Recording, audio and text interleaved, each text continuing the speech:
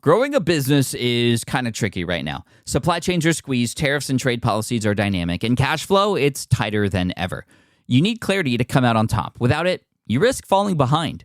If only you could hop in the DeLorean and see the future, right? Thankfully, there's NetSuite by Oracle. NetSuite has real-time forecasting to help you move ahead with confidence. This is your AI-powered business management suite and the #1 cloud ERP. Trusted by over 42,000 businesses, NetSuite brings accounting, financial management, inventory, and HR all under one roof. It's your single source of truth, giving you the data and control you need to move quickly. And with AI built in, you can automate the busy work and focus on strategy. NetSuite helps you see what's stuck, what it's costing you, and how to pivot fast. If I were running a business with a lot of moving parts, I'd use NetSuite for full control over everything. Tame the chaos with NetSuite. If your revenues are at least in 7 figures, download the free ebook, Navigating Global Trade, 3 Insights for Leaders at netsuite.com/SPI. That's netsuite.com/SPI. Hey, I get it. You've worked really hard to build up your business, and it's doing great. So great that you need help now. The most important thing for your business is to hire the right people to support it. So how can you find amazing candidates quickly? Easy. Just use Indeed. When it comes to hiring, Indeed is all you need. Stop struggling to get your job post seen on other job sites. Indeed Sponsored Jobs helps you stand out and hire fast. And with Sponsored Jobs, your post jumps to the top of the page for your relevant candidates, so you can reach the people you want faster. And it makes a huge difference. According to Indeed data, Sponsored Jobs posted directly on Indeed have 45% more applicants than non-sponsored jobs. And it's one of the largest databases of job seekers, too, giving business owners access to a wide range of candidates. And one of the things I love most about Indeed is the job alerts feature. I get notified when new candidates apply. There's no need to wait any longer. Speed up your hiring right now with Indeed. And listeners of this show will get $75 sponsored job credit to get your jobs more visibility at Indeed.com/smartpassive. Just go to Indeed.com/smartpassive right now and support our show by saying you heard about Indeed on this podcast. Indeed.com/smartpassive. Terms and conditions apply. Hiring Indeed is all you need. The perfect product launch. It's the goal for every brand marketer. High heat, fast sellout, and fans posting recipes like trophies. What do Sydney Sweeney's soap drop, Taylor Swift's tickets, and your next launch have in common? Well, they're not bought, they're bragged about. Fanfare turns your drop into a moment. Fanfare cues real fans, blocks bots, and builds launch experiences worth screenshotting. Want hype without the heartbreak? Get Fanfare's 5-step hype drop playbook with our proven success formula and make your next launch unforgettable at fanfare.io/playbook. Again, fanfare.io/playbook. This is the Smart Passive Income Podcast with Pat Flynn, session number 75. Chugga, psh, chugga, ah, chugga, psh, chugga, ah. Chugga chugga psh, chugga chugga ah, chugga chugga psh, chugga chugga ah. All aboard the choo-choo train, all aboard the choo-choo train, all aboard the choo-choo train, all aboard the choo-choo. Welcome to the Smart Passive Income Podcast, where it's all about working hard now so you can sit back and reap the benefits later. And now your host. He loves listening to the bonus commentary on DVDs, Pat Flynn. Still using a copy-paste website? Break the template trap with Framer. Whether you're overwhelmed by traditional site builders or frustrated with cookie-cutter designs, Framer gives you the freedom to create a site that's professional, polished, and uniquely yours. Framer is the design-first, no-code website builder that lets anyone ship a production-ready site in minutes. It's free to start, allowing you to browse hundreds of pixel-perfect templates or even design something on your own on a totally blank canvas. Add bold animations like appear effects, text effects, parallax scrolling, scroll animations, looping animations, and much more in seconds. The built-in AI handles the heavy lifting, generating starter layouts, and can even translate your entire site to any language. Ready to build a site that looks hand-coded without hiring a developer? Launch your site for free at framer.com and use code SPI to get your first month of pro on the house. That's framer.com, promo code SPI. Framer.com, promo code SPI. Rules and restrictions may apply. Hiring shouldn't be a hassle or a drain on your budget. Upwork is your one-stop shop to find, hire, and pay top freelance talent, saving you time and keeping costs in check all in one place. Companies at every stage turn to Upwork to get things done and find more flexibility in the way that they staff key projects and initiatives by assessing a global marketplace filled with top talent in IT, web development, AI, design, administration support, marketing, and more. And I've personally used them myself and can vouch for them. Posting a job on Upwork is easy. With no cost to join, you can register, browse freelancer profiles, get help drafting a job post, or even book a consultation. From there, you connect with freelancers that get you and can easily hire them to take your business to the next level. Upwork makes the entire process easier, simpler, and more affordable with industry-low fees. Post a job today and hire tomorrow with Upwork. Visit Upwork.com right now and post your job for free. That is Upwork.com to post your job for free and connect with top talent ready to help your business grow. That's UPWORK.com, Upwork.com. Go there now. Yo, what's up? This is Pat Flynn, and welcome to session 75 of the Smart Passive Income Podcast. That's 3/4 of the way to 100, which is awesome. Now, thank you so much for listening today. I really appreciate it. Quickly, if you can tell me where that intro song comes from, I will give you a virtual high five. Or if you'd prefer a virtual cookie, you can tell me which one you want. But anyway, have I got a good show for you today? Today we're bringing on a special guest who has an incredible story that all leads to what he's doing right now, which is awesome. He's making 6 figures a year writing books. And these aren't Amazon Kindle books. These are self-published books, ebooks, selling them off of his own website. And he did this in a relatively short period of time with a relatively small email list. And he's going to share exactly how it all happened today. He's very transparent, shares all of his numbers, which, as you know, I love. And this is the kind of stuff that's just amazing, because they always say that you can't make too much money selling books. It's just a lead into something bigger, or sometimes they say it's just a giant business card to help you land clients and things like that. Well, this episode will prove the otherwise. Also included are some very specific pricing strategies that this guest shares for your books and or products that you're selling off of your website. So everyone, let's welcome none other than Nathan Barry from nathanbarry.com here on the SPI podcast. What's up, Nathan? How are you doing? Good. Thanks for having me, Pat. Of course. We're so happy to have you here. I've just started to hear your name everywhere now, and I see that you're creating these books and just your design is amazing, and we're going to get into all that. But before we start talking about that stuff, why don't you just introduce yourself to the SPI podcast audience really quick and sort of just tell us who you are, what you do, and sort of how you got there. Yeah, so I went to school for graphic design in college. Okay. And I lasted all of one semester. Nice. And then I switched to marketing and did some business stuff and lasted 3 more semesters before dropping out. Wow. And the reason I dropped out is I learned that I could make money freelancing. And I did that all through college, doing freelance web design for, a bunch of different local companies. And I got to the point where I was actually making a decent amount of money, at least for, I was 17 at the time. And so working on $4,000, $5,000, $7,000 projects was quite a bit of money. And I liked making money more than spending money going to school. So I dropped out, spent a year after that freelancing fairly successfully. And then things changed for me when I went on a 5-week extended trip to South Africa and had a wonderful time, great trip. And I came back and it was January 2009. And I went to get, follow up with everybody, all my clients, see who was ready to do some work, because I had plenty of leads in the pipeline. And basically nobody wanted to do work. They were all waiting for their clients to spend money. Mm-hmm. And so I came back, hadn't made money in 5 weeks. I wasn't that great with finances back then. And so I was kind of like, shoot, what am I going to do?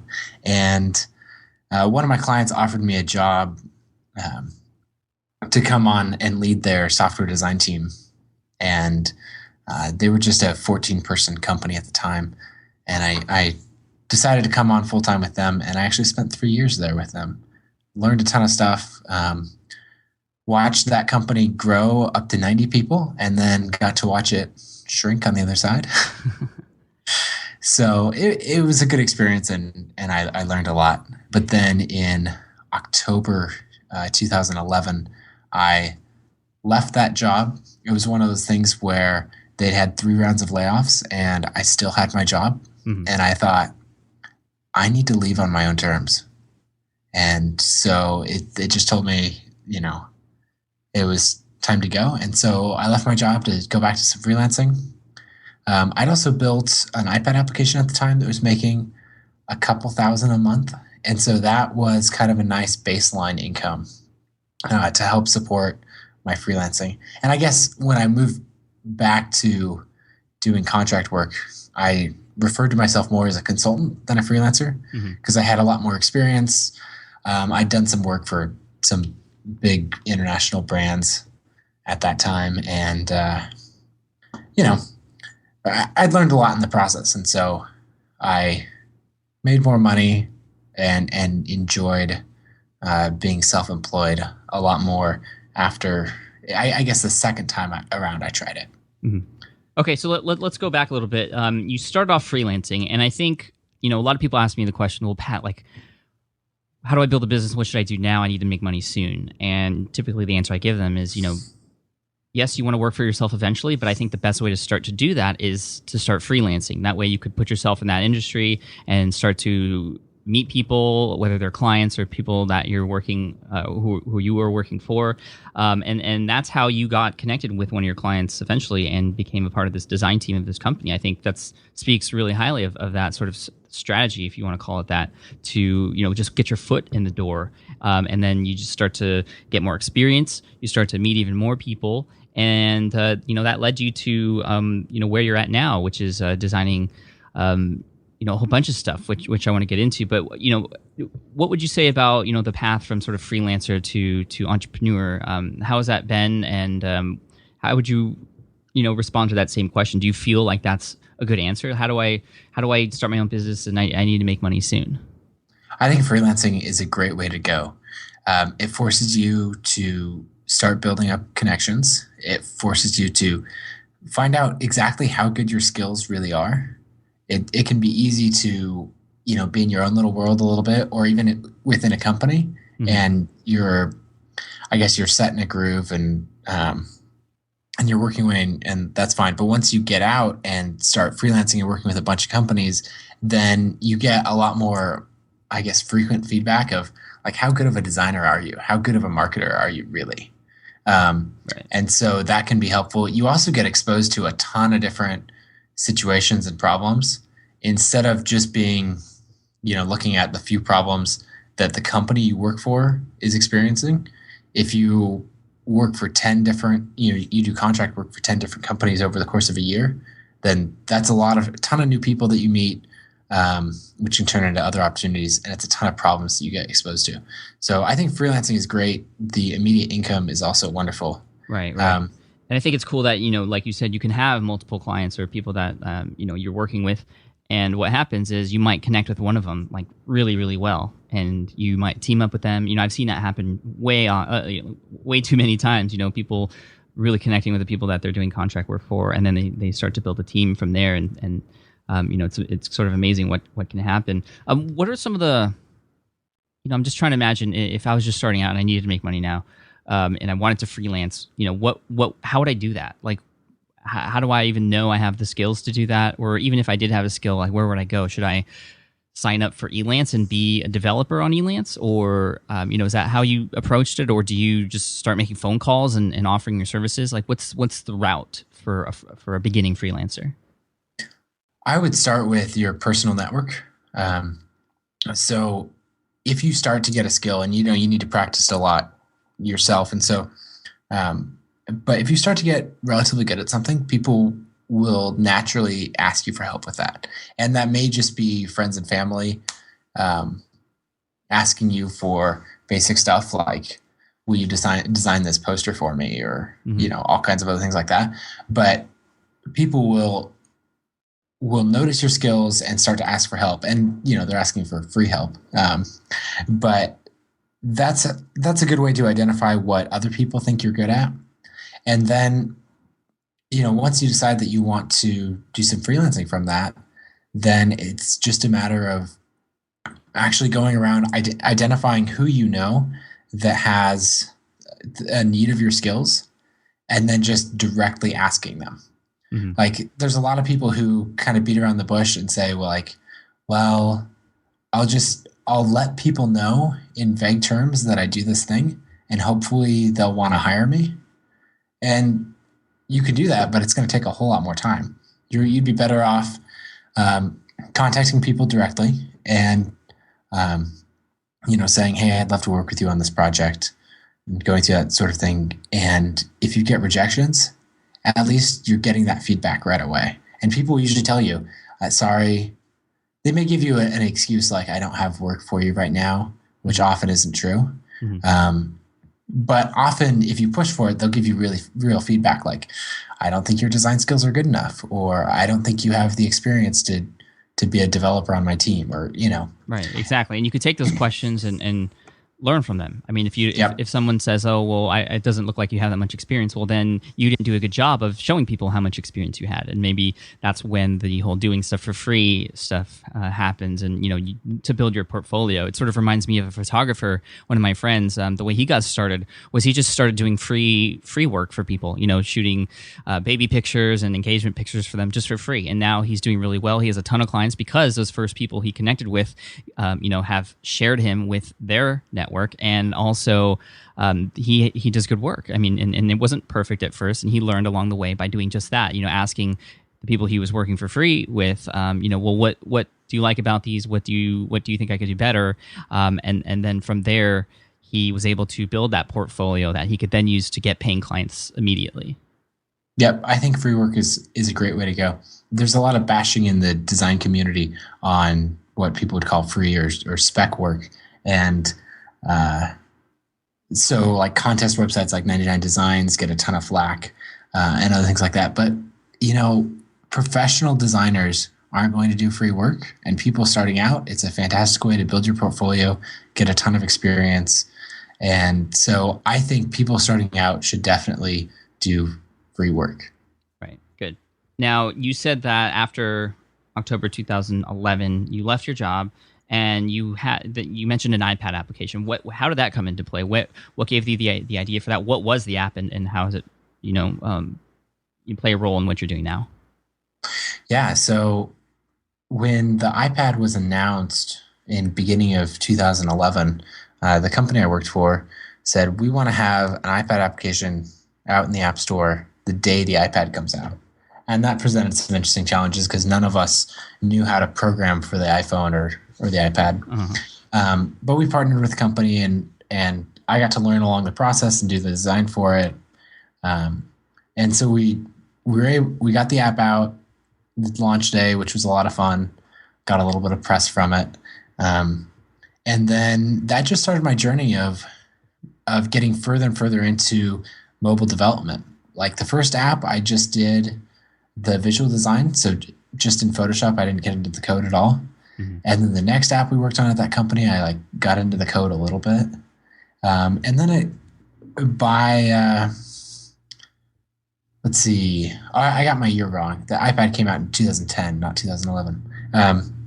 But so by the middle of 2010, I knew a little bit of code and I wanted to start building my own apps, but I didn't have any ideas. And my sister-in-law was working with a boy who had autism, and he had a nonverbal form of autism. So he had the ability to think through and create sentences, but he wouldn't verbalize them.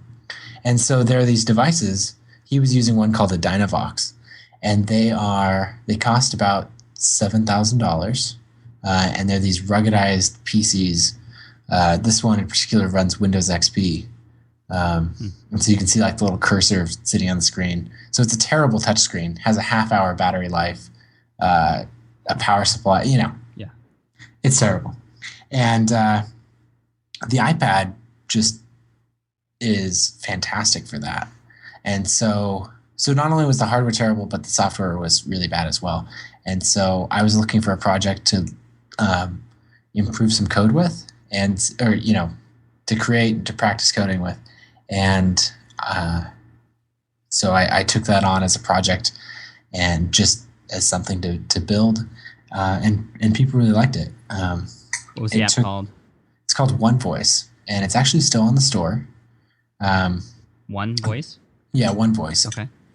And the first month it was out, it came out in January 2011.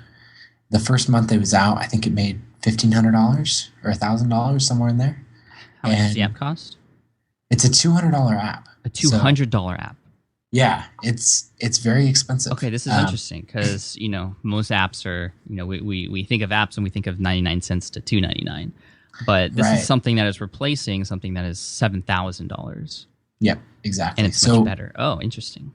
Yeah, so not only is the hardware better, which you get that for free by being on the iPad, but then I took all of my design background and made a really great user experience. So it's super easy to use.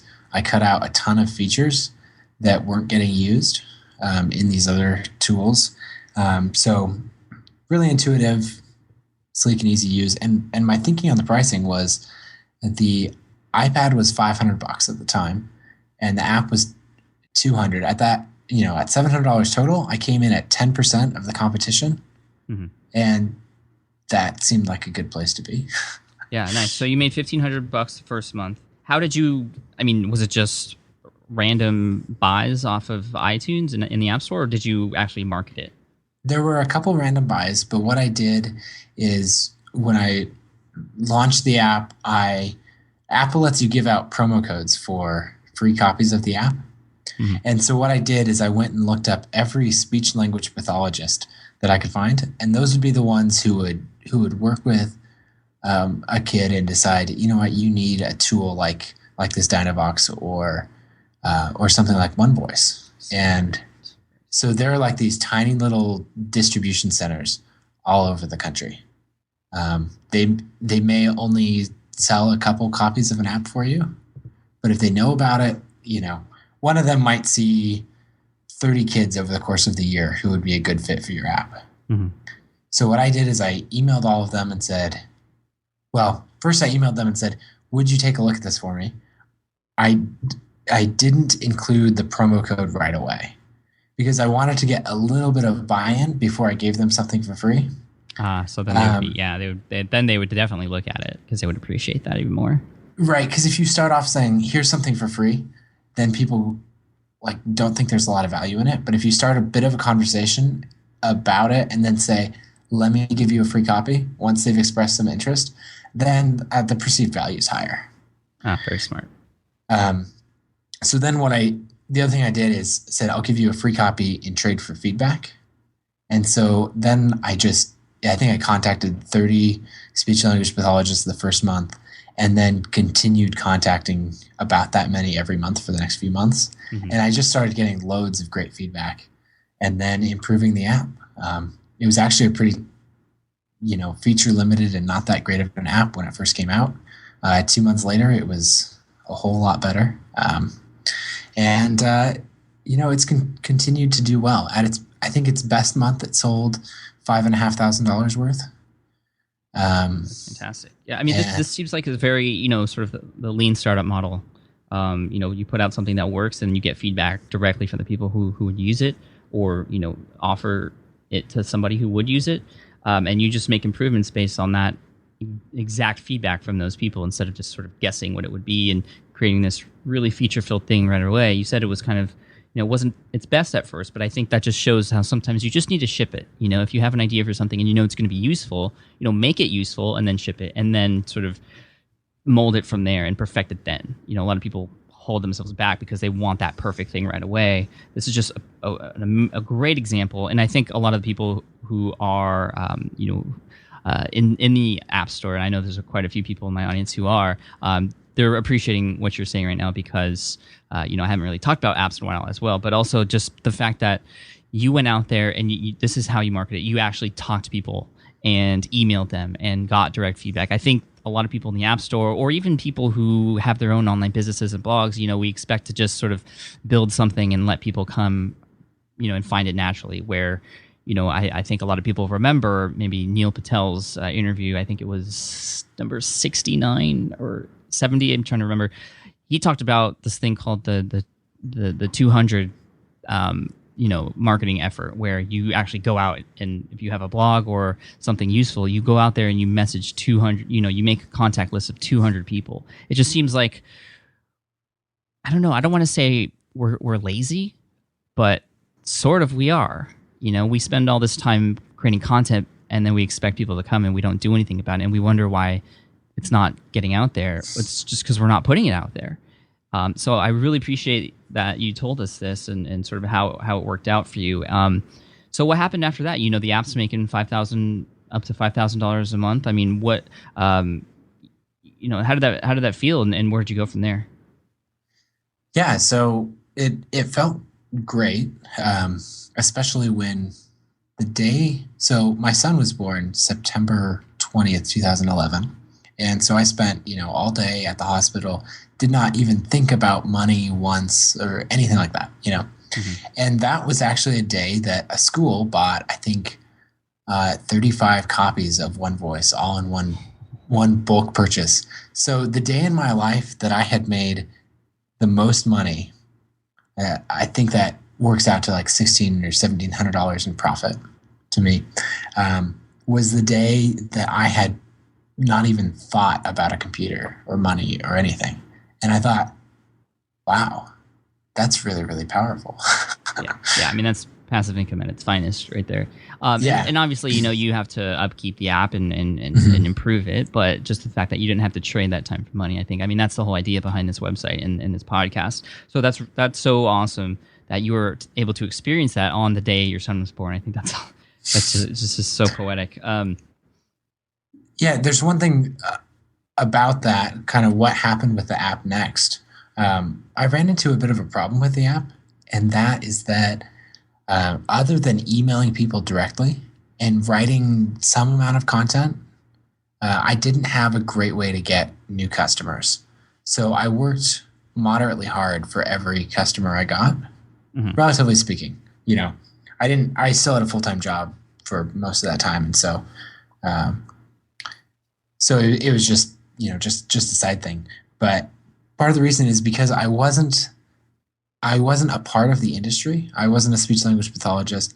I didn't have a direct connection with anybody who really used the app, and so marketing it was quite a challenge. And I didn't know how to market it in a sustainable way, short of like buying advertising or something like that. Mm-hmm. And buying advertising for apps in the App Store is weird because you can't actually track conversions, and it's a bit of this black box as far as analytics. So the app started to stagnate as I got a little bit burnt out on constantly emailing more people, and this, people were finding it, but it was still too much direct sales than I wanted. So it kind of tapered off over the next year, where it went from that peak of 5,500 in a month down to 4,000 and 3,000 a month. And now it's running at about 1,000 a month, but that's with me not touching it at all. Okay. Now, do you feel like there was something you could have done better or should have done that you didn't? Besides sort of creating that sort of sustainable, how would you do that, or is that something you could still do? It's something I could still do, but what I realized is that I didn't have any desire to build an audience of speech language pathologists. It wasn't, that industry was not actually a passion of mine, and so writing and talking about it constantly started to become a little bit tiresome compared to what I ended up doing later on with books and other training around design, mm-hmm. which is, I guess, an important distinction, because what I learned later when I started writing about design is the power of teaching. So when selling One Voice, I was reaching out to people and I was trying to get them to come with moderate success, come and buy the application. When I started writing about design and teaching my knowledge, people started coming to me and listening. And so, that's the whole inbound marketing versus like interruption or outbound marketing. Mm-hmm. And so that was a lesson that with the design books that really made a huge difference for me. Is the more I taught people, the more they would listen and pay more attention to what I was saying and my products. So doing that over again, I would find someone who could talk about things relevant to that audience, and I would have them write a whole bunch of content and build an audience and teach. Yeah, but I don't think I'm a good fit for that. Yeah, no, and I think it's smart of you to sort of realize that wasn't your fit, even though it was successful and that's something you could have done. You actually had this other passion that you wanted to do. I mean, I would, something potentially that you could do is partner with somebody, and just have them take full force on the marketing. Maybe they're in that industry already, and you just split the costs, and that would sort of, they would do their thing and you would do your thing, but with the purpose of just getting this in front of as many people as possible. So that's something you could do. But let's talk about sort of. So from there, you decided to talk about design. So did you just like create a blog and start writing? I mean, how did that all happen? Well, at some point I realized that all the people I admired online had blogs, and that was somewhere in there. So I created a blog, and I wanted to be like the people I admired, and I started writing about random things. I think my very first blog post was about like social media security. At the time, everybody was giving up, like logging into these sites that would change your Twitter avatar for you, like put some special effect on it. Mm-hmm. And they were giving up, they'd put in their username and password into these fairly sketchy looking websites just to get like a customized avatar.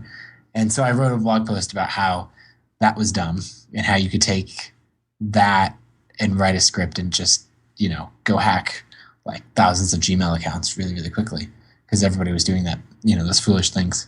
And then I wrote some other blog posts on like some productivity ideas, just a whole bunch of random stuff that didn't have any theme running through it. Mm-hmm. I had a blog post that I wrote that kind of went viral, and that was on.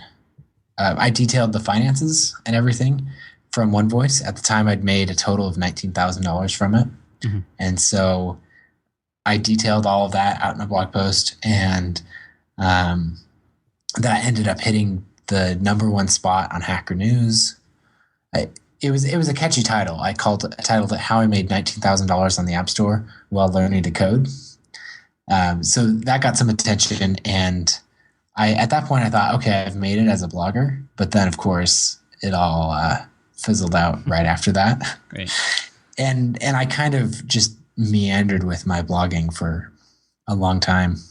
Yeah, I mean, that seems to be very common. People start blogging, and then some things will be a hit, some things won't, and then they talk about all these different things. Even if there is a theme to the site, what I really think it is, it's. I mean, you're sharing that you're sort of just discovering your voice, and that's something that takes a while to do for everyone out there who has a blog, and it just sort of feels random to you. That's okay, because you're sort of discovering where you're supposed to go, and you can't do that unless you start writing and just publishing stuff. And the same thing happened for me on Smart Passive Income and almost every other blog. You can talk to Jeff Goins from Goins Writer and how he struggled with trying to find his voice too. He has a really good post. I'll try to link to it here for everybody in the show notes. But yeah, it just takes time to find that voice. But then it looks like, and I'm on your site right now, nathanbarry.com.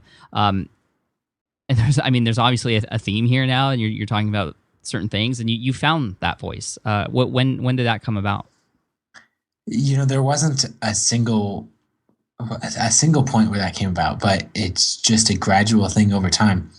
Somebody about a month ago sent me an email, and they said, I went to your site, I just came across it, and instead of reading them, I think he said, I read the most recent post, and then I went back, and I started at the very beginning, and I read your blog from your first post all the way up to the most recent. And first I was shocked somebody would actually do that. And then I was partially horrified that somebody read those early posts. Uh-huh. But then he went on to say, like, you started out with, your writing had no confidence in it. You weren't really sure if you were providing any value. And and it really showed through the writing. But he said that as he read further and further, he could see the confidence increase. He could see, the value delivered from my ideas increasing. And so he said with every post, he could just see this very slight incremental improvement over time. But if I had to find one point in time where, like an inflection point, it was when I decided to write a book about designing iPhone applications. And so I started working on it. And when I got to the point, I don't know, maybe I was a third or halfway done, where I was like, okay, I'm actually going to finish this. I put up a landing page for it and announced it to people. And so I said, I'm writing this book called The App Design Handbook. The landing page was really simple. It just had an image of a book, like a title, a couple sentences, and then an email opt-in form. And I think that's the point where, for people, I changed from being this designer who wrote about anything to being somebody writing a book about this topic. I think the perception of my credibility and expertise changed radically at the point that I announced the book. Mm-hmm. And that landing page got shared around. I stopped writing all the random blog posts, and I started writing blog posts really, really focused on design. And I tried to write some really in-depth stuff. The average word count on my blog for each post probably went from 300 words up to more like 1,500 to 3,000 per post. Mm-hmm. So I tried to make a series of posts be incredibly useful. And at the end of each one of those posts, I had an email opt-in form saying, hey, I'm writing this book about designing iPhone applications. And if you want to hear about it when it comes out, put in your email here. And that, by the time I launched, which was about 2.5 months after I put up the first landing page, I had 800 email subscribers who had said, I want to hear about your book. Cool. So this is an ebook. Yes, right? It's an ebook. And you can find that on nathanbarry.com. I'm actually looking at the landing page right now. It's the App Design Handbook. It looks really cool.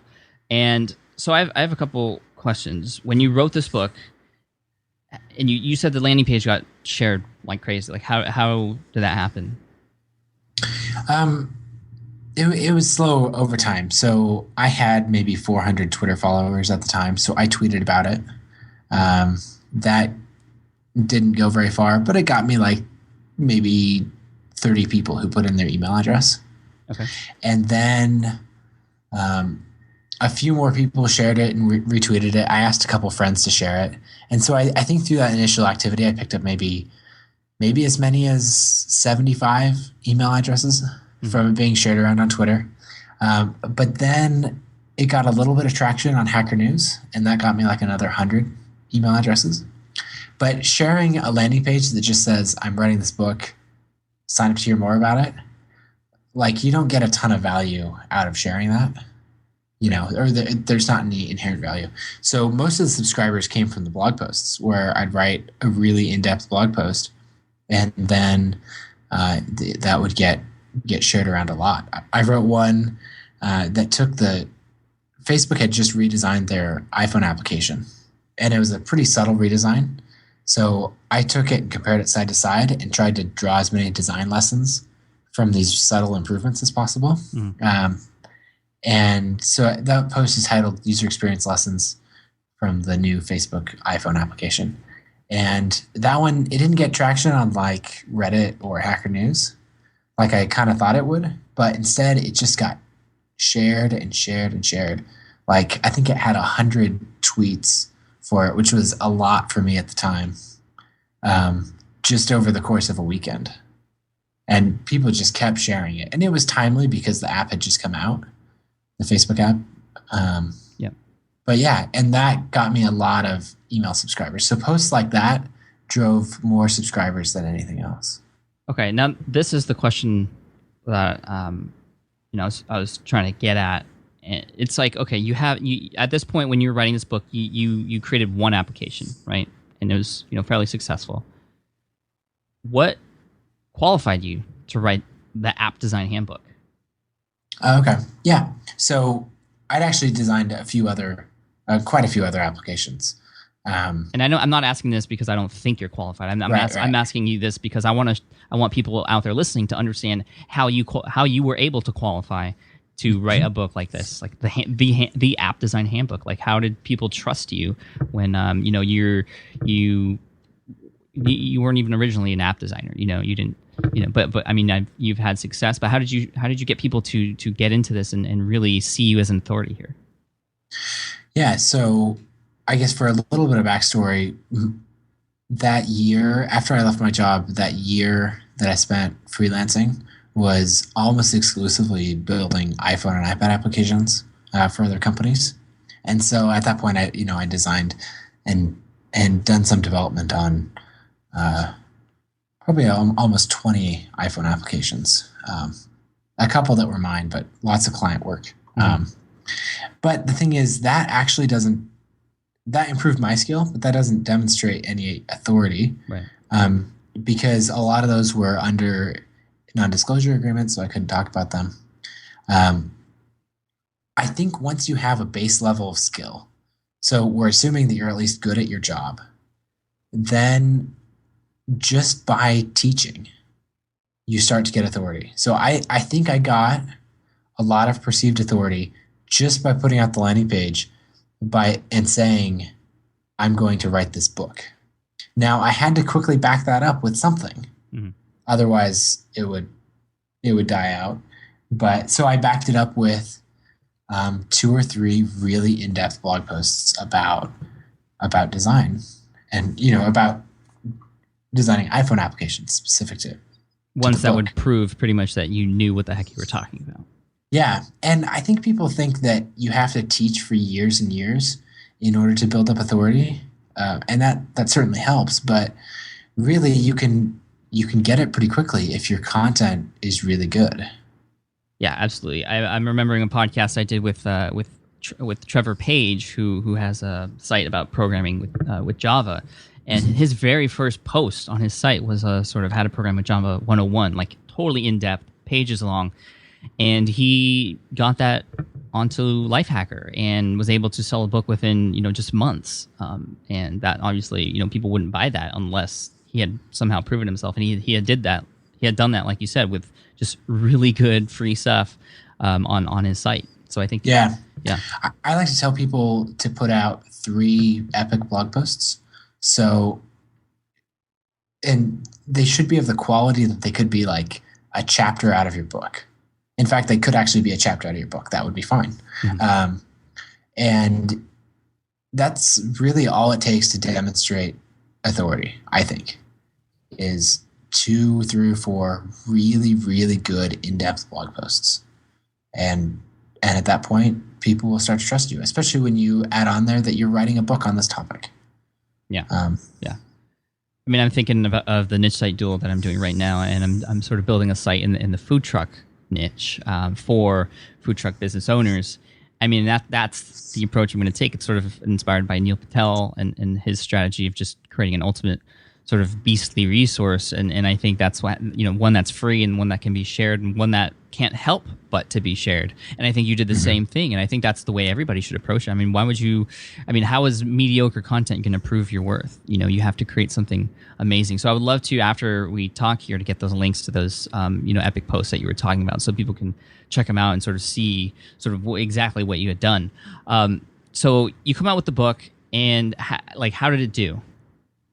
So it did very well, and it blew me away. When the book came out September 4th, 2012, and I had an email list of 800 people, and I sent out, it's important to note that I built up, I stayed in touch with these people. I didn't have them sign up and then months later be like, the book's ready, buy it. Uh-huh. There was, as I'd write blog posts, I'd email it to the people on the list and stay in touch with them. And so they were interested and ready to buy by the time the launch came around. But I sent out an announcement email at 6 a.m. my time. So that'd be 8 a.m. Eastern. Mm-hmm. And within 10 minutes, I had $1,000 in revenue from it. And I was just refreshing my Gumroad account, watching these new sales roll in. Right. And by the end of the day, the book had done $12,500. Wow. Congratulations. That's awesome. Thanks. Yeah, it absolutely blew me away. Now, the crazy part about here is a lot of people think that you can't make very much money from a book. A traditional book, just the research I've done with a traditional book, and yours was an ebook, but as far as traditional books, I mean, people hardly make any money, even big authors. They use it mostly as like a business card for their business and other things that they have to offer. But even on Kindle, I mean, and that's sort of the hot thing right now, publishing books on Kindle for between $2.99 and $9.99. I mean, I did that with Let Go, but it's not $12,500 in one day with an email list of 800 people. How did you get $12,500 in one day? What you weren't on Kindle. That's right. You were selling it off of your own site. Yeah, so I sold exclusively through my own site. I ignored Kindle, iBooks, all those other stores. And why? Because there's two reasons. One, you don't get the customer. They're Amazon's customer, they're Apple's customer, they're not yours. That you have no way to contact them. You have no clue who they are. Yeah, you're right. that really frustrated me selling iPhone apps. A school would pay me thousands of dollars to buy a whole bunch of copies of One Voice, and all I would know about them is that they were in the United States. And you couldn't even thank them. I couldn't even thank them or follow up with them to see how it was going or anything. Yeah, and you're right with the same thing with Amazon. I mean, I've sold thousands of copies of Let Go, and I only know who bought them based on who emails me afterwards. Yep, exactly. So that's a really big reason. The other really big reason is pricing. On the iBook store, you can choose any price you want so long as it's $15 or less. And on Amazon, you can choose any price you want, but you're heavily penalized if it's not within $2 and $10. I think $1.99 and $9.99. You get 70% royalty from that. And if you go to $10 or above, you get that cut in half. Yeah, it's rough. So those were the two big reasons. So what I ended up doing, and this is what made an absolutely huge difference in my revenue, is I priced based on the value I felt the book delivered. So I went with a base price of $39 for the book. And a lot of people do that. That's fairly common in the blogging world. And I think your readers know that. But the other thing that I did, and I got this from Chris Gillibo, he made a passing comment about it a few months before I launched, and so I looked into it, went with multiple packages. So I priced just the book and a few little resources at $39, and then I did a middle package at $79, and that included, some more Photoshop files, some templates, and some video tutorials. Mm-hmm. And then at $169, I had the top end package that included, all of the above, plus code samples and more tutorials and just even more stuff. And the reason for that is different people will get different amounts of value from your work. A freelancer may implement it on a project, and their client may be a little bit happier, whereas a designer in a larger company may implement it and implement these design changes and philosophies, and it may make the company tens of thousands of dollars or much more mm-hmm. if they're at a larger scale.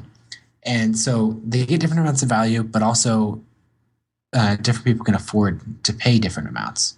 So the freelancer, $39 might be a bit of a stretch, but they can afford it. But to a real business, $169 or even $400 or $500 isn't much at all. So once they've got the company credit card out, there's really no difference between $39 and $169. So if you think, is this going to provide, a couple hours worth of time saved or extra value for my design team, then it's a no-brainer to go with the top-end package. Right. Now, is this a payment structure you think anybody could use, or is it better for someone whose customers may have business type clients, and like you were saying, like designers who work for other companies and things like that, who can pull up the company credit card? Or do you feel that this is something a regular blogger could implement if they have a skill that they know they are somewhat of an expert in, that they can share with their audience, and their audience wants more information about that? Do you feel that this is better than, saying, producing a book on the Kindle platform? I definitely, it depends on your goal. If your goal is to maximize revenue, then I definitely think so. But you could also put out a book with a different goal, like to maximize the number of people that hear your message, or to build your audience, or there's a bunch of different goals in mind. My goal is to maximize revenue, and I think that's multiple packages is a great way to do that. You could even just do 2 packages, like just the book and then the book plus tutorials. It's easier to justify higher prices when you're selling to people who will use what you're teaching to make more money. Yes. So if you're teaching knitting, it's going to be really hard to justify a price of $169. But if you're teaching programming, marketing, design, how to pass business, an exam, how to pass an exam, yes, exactly, then that's easy, right? People can just do some math on time saved, the potential upside, and it's easy to justify that price. Sure. So, are you potentially saying that, those of us who are in the hobby niche and maybe targeting people who don't have that much money, it's going to be a little bit more difficult? I think it's going to be more difficult to command a really premium price. But I think if you're selling a product for $20 now, I bet you could find some extras that you could package in at a higher option of, say, $40 or $50, somewhere in there. And then you'll have plenty of people who will just buy your base package, but a handful of people will buy more. So I'm going to give an example from the first 48 hours of the App Design Handbook. And so I had the 3 packages. The lowest package sold as many copies as the middle one and the top one combined. But the majority of the revenue came from the most expensive package. Cool. And that's constantly true. So I've run a bunch of numbers across a lot of people's books who implement the strategy, and multiple packages consistently doubles or triples your revenue. Yep. If you know of another method that consistently doubles or triples revenue, I'd love to hear it. But every time I've seen it implemented, it's made a radical difference in revenue. Yeah, when I added my audio guide to my ebook on Green Exam Academy, it doubled my income pretty much. And, it was just sort of a bonus to what they could already get with the ebook. And I think with the 3 packages, I actually think 3 is better, and that's something I probably could implement on Green Exam Academy. I like 3 because, well, depending on your audience, your audience, like you said, they have the company credit card typically, so they're going to buy the most expensive thing because that has the most useful stuff for them, and they're okay with spending that money. But a lot of times, the middle package is the one that's purchased the most because people don't want to buy the they want some of the extras, but they see that higher priced top one, and they're like, okay, that's a little bit too much money. I'll go for the middle one. It's sort of like when people go to a restaurant and they don't want to pick the when they're on the wine list, they always pick the second most expensive or the second cheapest one. They don't pick the cheapest one; they pick the second cheapest one usually. Yeah.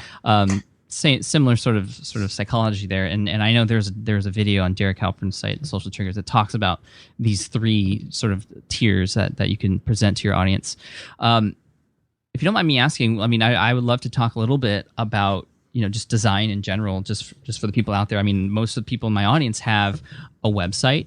Potentially, some of them have products, and I know that you specialize in app design, but I know you are really good with just web interface and design in general. I just want to ask you a general question that I hope you can sort of provide some answers to for everybody out here who has something online. What makes good design? Like how and how important is design to what we're doing? I think design is very important, but I think it's also a really broad term. So you can refer to it as visual design, which is, I think, what we're most often talking about, and that's moderately important. But what I mean when design is really important is, think of design as being intentional about what you're doing, and in that sense, it's the most important thing. So design would be how you structure what you're offering, how you write the content, how you want it to be perceived. That makes it insanely important. And visual design makes a big difference with credibility and drawing attention to the right things. But if I had to give like 3 quick ideas that will really, really improve the visual design that anybody can implement, what that would be is, first, fix the spacing on everything. So it'd be spacing and alignment. When you put things, when you just type them into your WordPress blog or throw together some HTML and CSS, things will just fall and land at a default place on the page, wherever they happen to be. And it's not going to line up exactly. And so if you make everything on the left edge line up, and then everything on the right edge line up, and then just around each of your boxes and your call to action buttons, just make that spacing consistent, you'll see a really big difference. And you don't have to have any design skill to do that. The second thing that I would say is, the most important job as a designer is to decide what's important and draw attention to that. And in doing so, you're taking attention away from things that are less important.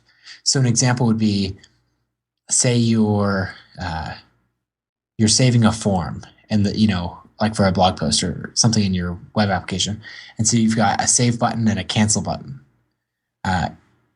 Most people will give both of those buttons the same visual weight. So maybe they're both bold text and bright blue background and a gradient on them. Mm. But really, the save button is going to be clicked 95% of the time, and the cancel button maybe 5% of the time.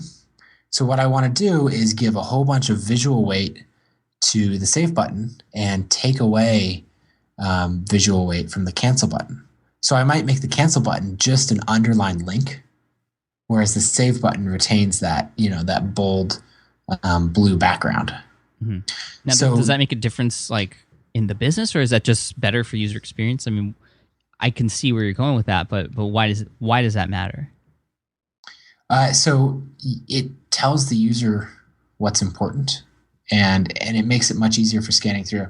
So it definitely makes a difference for the user experience, and you'll see that in a lot of cases manifest itself on the business side, because you can draw attention to the elements you want people to pay attention to.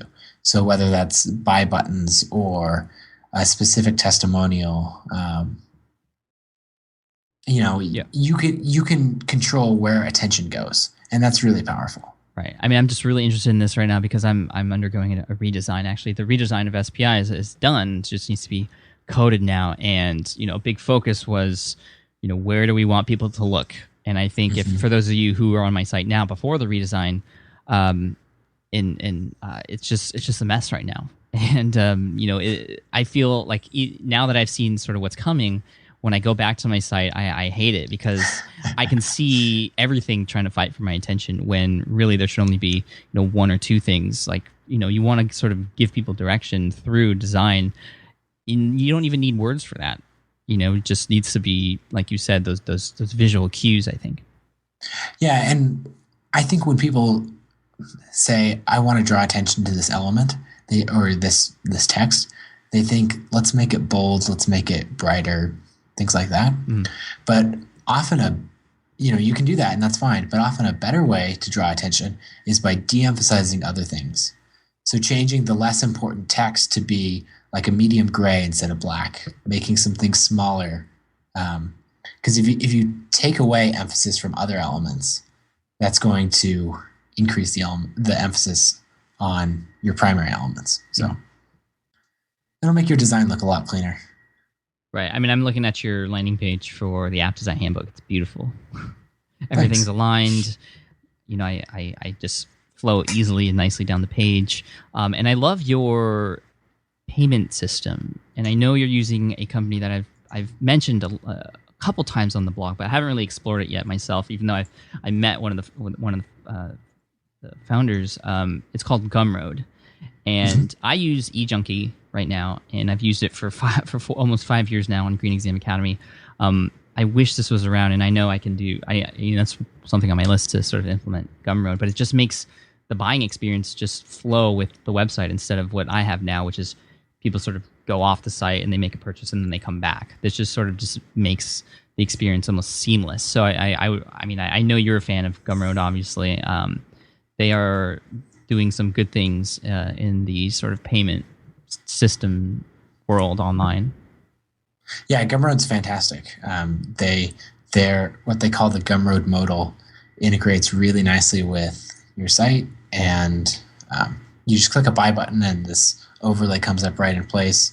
It's a super great experience to fill it out. They never leave your site. Yeah, and they don't even ask for that much information. Like I'm looking at yours right now. It's email, name, credit card, expiration date, and that security code on the back, and that's it. Yep. So the less stuff I have to do, the more likely I am to buy this, and it just looks really, really clean. So anyone out there looking for a new sort of payment system, I would definitely recommend Gumroad. I met one of the owners, Ryan. He's great, and I'm definitely going to be exploring it in the future. Yeah, Ryan's a good friend of mine, and I've sold all of my books on Gumroad, and I absolutely love them. Cannot recommend them enough. How much have you made writing books now?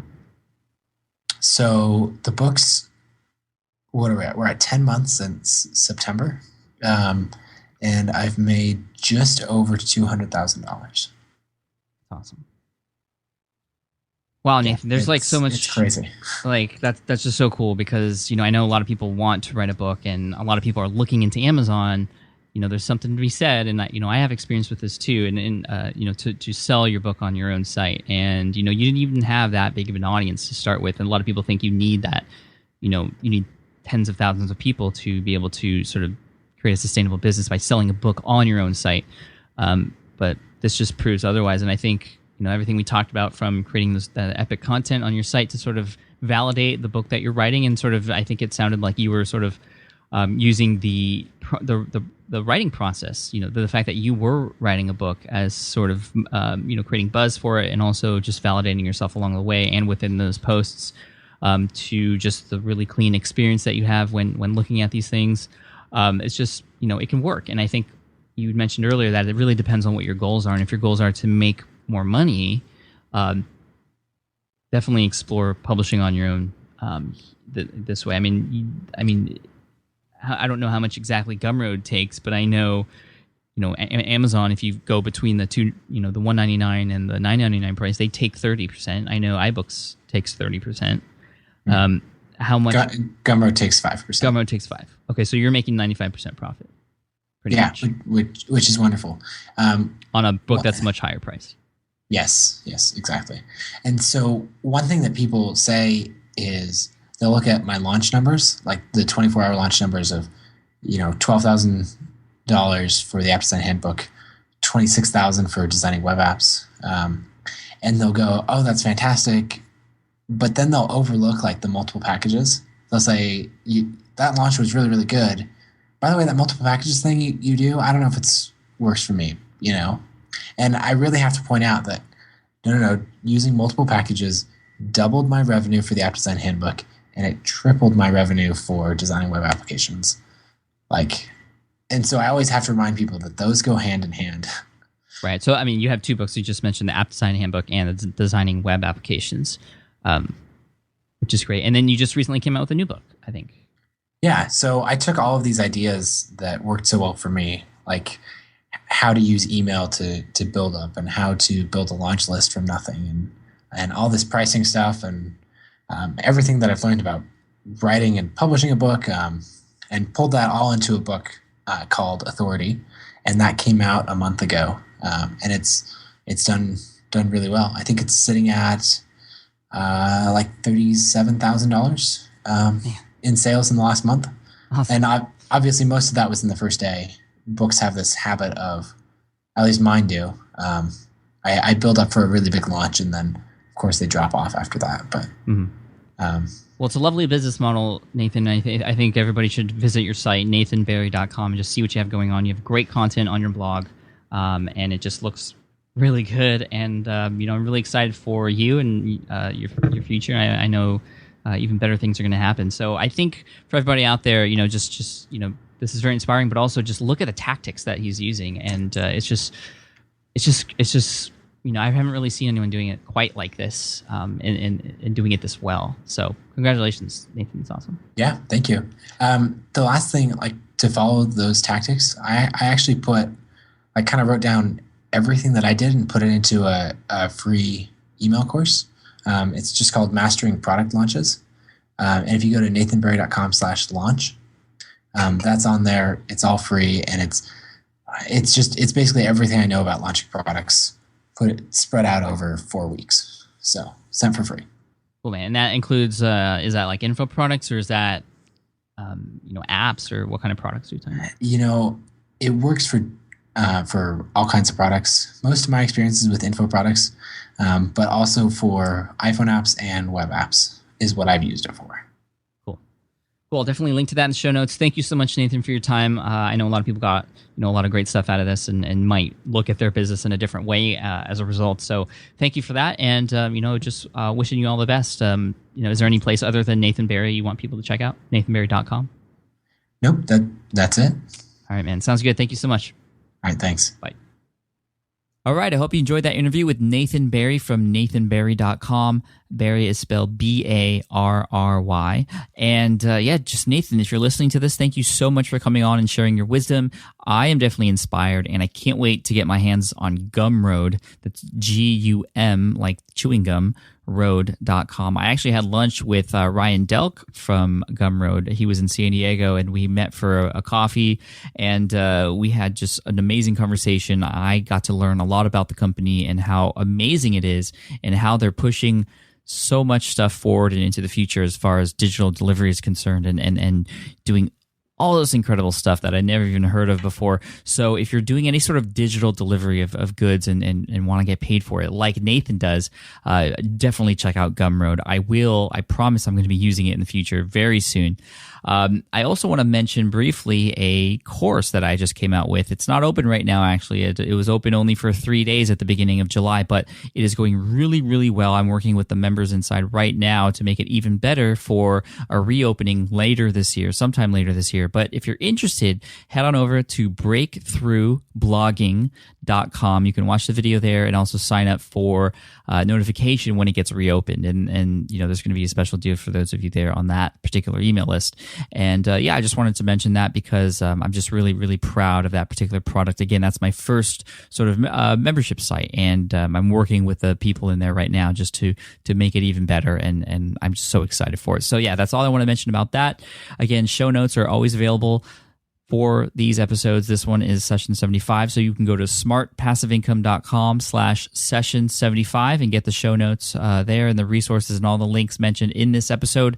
And lastly, I appreciate you so much, all the reviews on iTunes, good and bad. They are so helpful. I think we're up to like 922 5-star reviews or something ridiculous like that, which is awesome. I'm trying to get to 1,000 by the end of the year, and it looks like we're going to make it. Just past 75,000 subscribers on the blog, just past 4 million downloads of the podcast, and that's all because of you. So just thank you so much. I owe you one, and I can't wait to bring you the next episode next week. So thank you so much. Have an amazing day, and I'll talk to you soon. Bye. Thanks for listening to the Smart Passive Income Podcast at www.smartpassiveincome.com.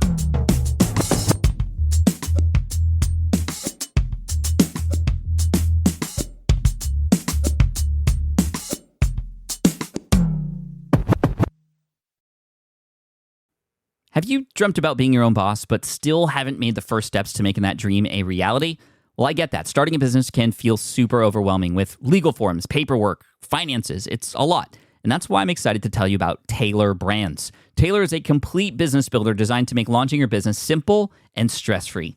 You can register your LLC in just minutes, keeping your personal assets and the business assets separate from day one. From there, you get access to everything you need to get off the ground: legal documents, licenses and permits, invoicing and bookkeeping tools, and even a 100-day business coaching program, all designed to help you hit the ground running. You'll also get a free personalized business plan, branding tools, and so much more. And of course, listeners of this show get an exclusive 35% discount to get started.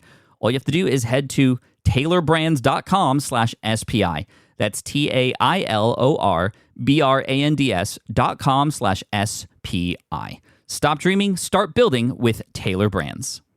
Hey, fellow podcaster, does this sound like something you've experienced? You record your podcast episode on one platform, download the files, edit in another app, then fire up a different tool just to create these social clips? Well, it can be clunky, time-consuming, and frankly overwhelming, especially for creators trying to grow. And that's why I'm excited to tell you about Riverside. Riverside is the all-in-one platform. Record, edit, and repurpose your podcast content all in one place. You just log in, record with your guests no matter where you are in the world, and just like that, studio quality audio and high resolution video. We use Riverside here at SPI as well now. With built-in AI, I can automatically clean up my audio, saving myself so much editing time, and it can even auto-generate clips to make promoting the show a breeze. And with Magic Clips, I can grab the best moments and repurpose them as short-form video, perfect for YouTube Shorts, TikTok, or Instagram, without re-recording a thing. So if you're tired of juggling tools and want a faster, simpler way to create and scale your content, it's time to try Riverside, built by creators for creators. Just go to smartpassiveincome.com/Riverside and use code SMART to get 1 month free on the Pro plan. That's smartpassiveincome.com/Riverside, promo code SMART.